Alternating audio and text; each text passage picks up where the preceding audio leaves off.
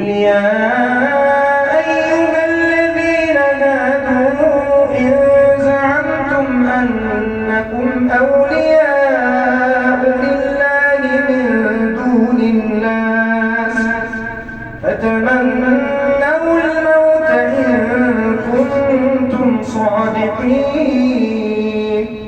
ولا يتمنونه أبدا بما قدمت أيديهم والله عليم بالظالمين.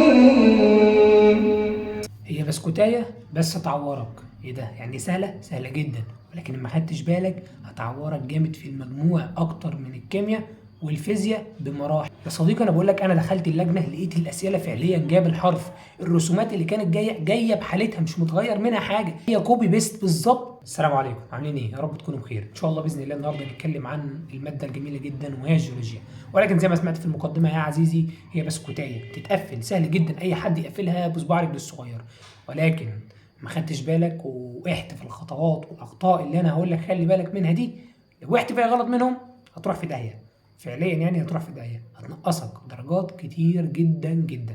هي ماده كويسه، ولكن ركز في الكلام اللي هقوله لك علشان تقفلها وتضمنك وتعليك في المجموع ان شاء الله باذن الله. لكن قبل ما نبدا انا عايز منك حاجتين جمال.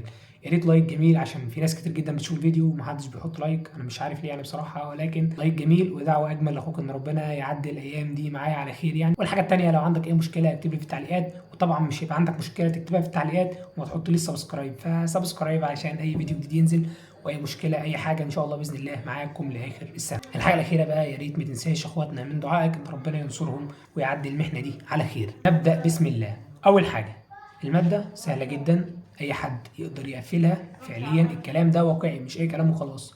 لو انت لسه ما بداتش في الماده، انت زيرو في الماده، هتقفلها ان شاء الله باذن الله، ولكن تمشي على الخطوات اللي بقول لك عليها، تمشي على خطوات الفيديو ده، وان شاء الله باذن الله هتلمها في وقت قليل وتراجعها كمان وتقفلها اخر السنه. وبمناسبه التراكمات ولم الماده، فاحنا عاملين جروب على التليجرام للمعسكرات، كل اسبوع بنمسك الماده بنخلص حوالي نصها، بنزل لك الداتا وتعمل ايه وكل حاجه. ده كان كده للشخص اللي عليه تراكمات في الماده او مح فيها، تمام. الحاجه بقى المهمه جدا، ايه هي؟ الكتب اللي انت هتشتغل منها في الماده، شرح وحل كتاب الامتحان. اسمع مني، كتاب الامتحان، بقولها مره ثالثه، كتاب الامتحان. انا كررت الجمله كده 3 مرات، يعني الجمله مهمه، يعني الكلام مهم. كتاب الامتحان ما يدخلش الامتحان الا وانت حله.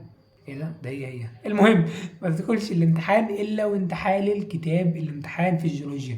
لازم تذاكر من الشرح بتاع كتاب الامتحان، انا نبهت كتير على النقطه دي. بعد كده بقى في المقام الثاني حابب تجيب كتاب الوافي، كتاب المرجع، كتاب الشامل، اي كتاب يجي قدامك كده براحتك، عيش يا باشا، ولكن كتاب الامتحان في المقام الاول. تاني حاجه معانا تاني حاجه معانا، طيب انا اسمع من يوتيوب، انا دلوقتي مثلا في الماده وعايز الم الماده يوتيوب. اجمل واحد سمعت منه جيولوجيا على اليوتيوب وكان لام كل النقاط وكان مهم جدا في المراجعه هو جيو ماجد امام، ده على اليوتيوب. انا بقول ليه على اليوتيوب؟ لان انا المدرس بتاع السنتر بصراحه مستر عماد، يعني حاجه توب بصراحه، يعني في ماده الجيولوجيا بالذات ظبطنا جدا جدا جدا في الماده فوق ما تتخيل، فهو حته تقيله كده في الجيولوجيا.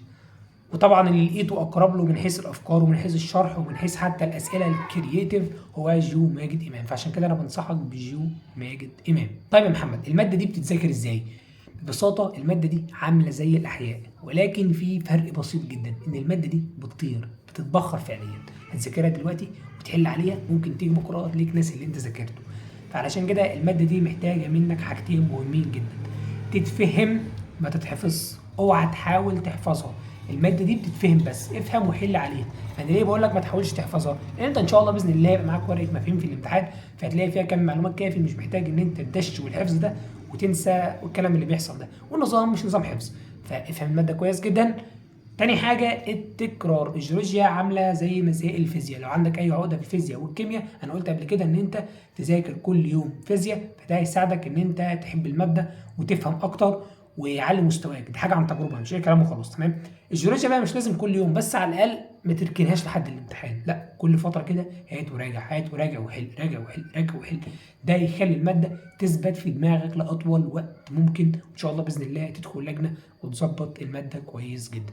يبقى التكرار وبعدين او الفهم يعني اولا، ثانيا ثم التكرار. وطبعا الحل اهم حاجه، بعد ما تذاكر بتحل بيثبت كل المعلومات عندك طبعا من الكتب اللي قلنا عليها، ولو هتتابع يوتيوب المستر اللي قلت لك عليه. من الحاجات الجميله اللي انا عملتها وساعدتني جدا في الجيولوجيا يعني، هو ان انا كنت بكتب ورا المستر في الدرس كل الافكار اللي بيقولها، كل الاسئله اللي بيقولها.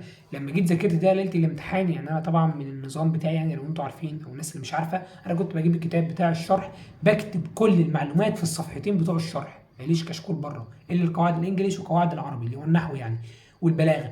غير كده كان معايا ورقتين اللي هو كتاب الشرح بكتب فيه كل المعلومات وكل الافكار اللي بقابلها، بحيث ان ليله الامتحان اذاكر الورقتين دول لميت كل حاجه. فانت لو عملت كده او انا يعني لما عملت كده في الجيولوجيا، جيت ليله الامتحان ذاكرت دول، رجعت مراجعه ورا المستر، فعليا رحت الامتحان والله والله هذا حصل. انا في اسئله لقيتها جايب رسمتها بغبائها، الرسمه زي ما جت كده بص بالظبط، يعني المستر شرحها لنا اول السنه وانا لقيتها اخر السنه في الامتحان. فدي من النقاط اللي انت تخلي بالك منها، ان انت مثلا لو تسمع لجو ماجد امام وسمعت اي فكره جديده او اي حاجه جديده، اكتبها جنب الشرح وقول خلي بالك من الفكره دي وعلم على النقطه دي وفهمها كويس.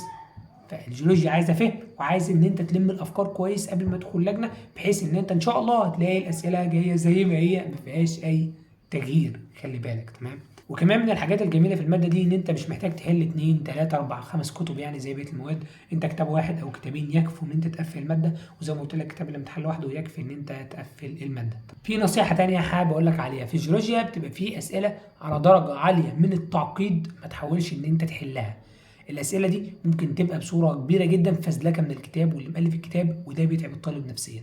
انا اوقات كنت بحل من كتاب يعني بدون ذكر اسمه بعد الامتحان طبعا يعني، كنت بحل منه الاقي مثلا في 15 سؤال لاني حل 9، فعليا ده اللي كان بيحصل، اسئله عبيطه لدرجه حتى ان المستر كان بيجي فوق يقول لك سيبك من الاسئله دي عدي.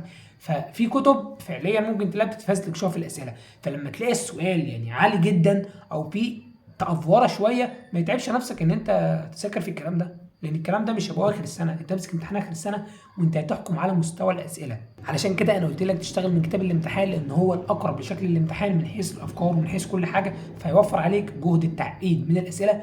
وعارفين الكلام ده كان بيسبب لي عقده نفسيه ان انا مش قادر احل الاسئله المقعلصه دي، وبالذات ان في بدايه السنه ناس كتير جدا خوفتني من الجيولوجيا. اخر حاجه بقى معانا ودي للناس اللي بتقعد لاخر الفيديو يعني بيشيل لهم الملحوظه اللي هي الجوهرايه او اللب بتاع الموضوع، الخطا اللي خلاني نقصت في الجيولوجيا 3 درجات. فعليا انا نقصت فيهم 3 درجات وفي سؤال تافه جدا. نفس الفكره دي غلطت في العربي برضو، كان درجتين في النحو بنفس الطريقه، وهي طريقه ان انا بحاول اخترع فكره في السؤال. السؤال جاي 1 زائد 1 بيساوي 2، العبد الله لا ما ينفعش، ما ينفعش 1 زائد 1 يساوي 2، ده امتحان تابلت بقى وحوارات ولازم الاسئله تبقى مقعلظه كده وجديده بقى والكلام اللي احنا بنسمعه ده قبل ما ندخل اللجنه. ففعليا 1 زائد 1 بيساوي 2، لا يا عم 1 زائد 1 ما بيساويش 2، هو في تركايه في الموضوع فين مش عارف، بس هو في تركايه ما بتساويش 2. فعليا انا عملت كده وده خلاني غلطت في سؤالين اتفه من التفاهه، حتى المستر ساعتها شد معايا شويه قال لي انت غلطت في الاسئله دي ازاي وكده والكلام ده، كانت اسئله سهله 1 زائد 1 بيساوي 2، لا انا ما ينفعش 1 زائد 1 بيساوي 2، انا في فكره في السؤال. فحضرتك بكررها للمره الثانيه، ما تحاولش تتفزلك على السؤال، السؤال جاي 1 زائد 1 اكتب له 2، السؤال جاي مباشر ده حلو جدا يا عم. اكيد بقى لو مش جاي مباشر اكيد فكره، انما السؤال جاي لك مباشر حل مباشر، ما تفزلكش على السؤال، ركز بس في السؤال وانت بتحله عشان تعرف اذا كان جاي مباشر ولا في فكره، انما هو جاي مباشر ما تخترعلوش فكره. تمام. دي كانت الاخطاء الماده ببساطه، زي ما قلت لك هي ان شاء الله يتقفل، وزي ما قلت لك احنا هنبقى عاملين معسكرات على التليجرام، الاسبوع الجاي ان شاء الله عربي، الاسبوع اللي بعده احياء، واخر اسبوع هيبقى جيولوجيا، ويبقى كده ظبطنا المواد، وهنعيد ان شاء الله باذن الله المعسكر ده تاني ولكن بافكار جديده باذن الله.